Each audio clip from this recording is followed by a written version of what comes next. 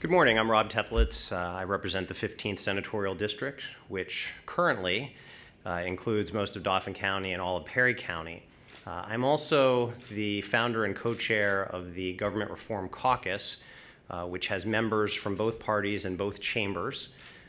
While our caucus is not endorsing any specific piece of legislation at this time, I think it's fair to say that several of our members, including myself, have been participating in this work group, and that the issue of redistricting certainly has been discussed among the caucus, and that as the working group has a legislative initiative, we certainly invite the group to participate in our endorsement process, that the Government Reform Caucus would consider whether and to what extent to really put our efforts behind this effort from the working group.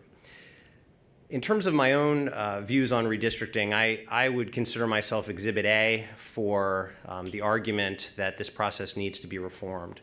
When I started running for my Senate seat, there were two maps, one right after the other, one of which was described locally as a horseshoe cutting through 5 different counties. It's also been described as a C. The other one, after the first map was thrown out due to vocal opposition from the public, the second map was more direct and moved my neighborhood and the areas where I was likely to garner the most support into another senatorial district where I would have a greater challenge. The motives there were clearly transparent, even though the process was not. And it was only once the state Supreme Court intervened that I was even eligible to run for this seat. I ran under the old map, but as we all know, the new map, which was then approved, went into effect on December 1st of last year. And these are constituents that inherited me. They didn't vote for me. And I would say that they were far enough removed from where I live in the community that has the greatest population in my district to assert that, you know, this was a very different community that we were put together in. I love my new constituents, and it's a privilege to represent them.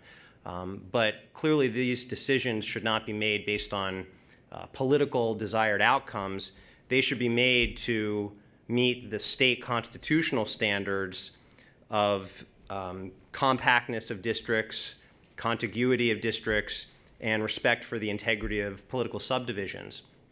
And if you also think about just what's common sense and fairness, you want to keep communities that are similar together so that they have a common voice in the legislature. As Senator Boscola said, voters should be choosing their legislators, not the other way around. So I'm very proud to be part of this effort. I look forward to working with this group and seeing what we can do moving forward. I commend Senator Boscola for her leadership and all of my colleagues who are participating in this very important effort. So thank you very much.